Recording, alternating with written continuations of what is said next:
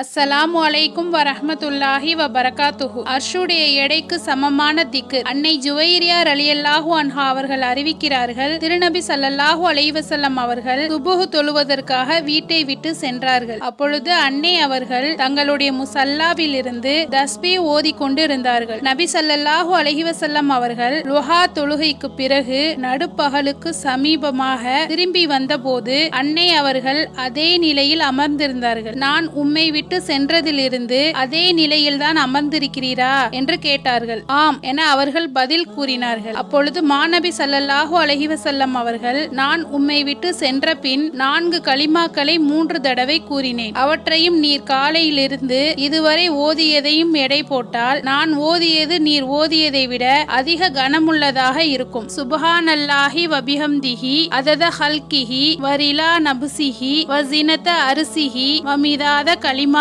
என்னும் கலிமாவாகும் என்று கூறினார்கள். இதன் பொருள், நான் அல்லாஹு தாலாவை அவனுடைய புகழை கொண்டு பரிசுத்தப்படுத்துகிறேன். அவனுடைய படைப்பினங்களின் எண்ணிக்கை அளவு, அவனுடைய திரு பொருத்தத்திற்கு தக்கவாறு, அவனுடைய அர்ஷுடைய எடைக்கு சமமாக, அவனுடைய கலிமாக்களின் எண்ணிக்கை அளவு. அஸ்ஸலாமு அலைக்கும் வரஹ்மத்துல்லாஹி வபரகாத்துஹு.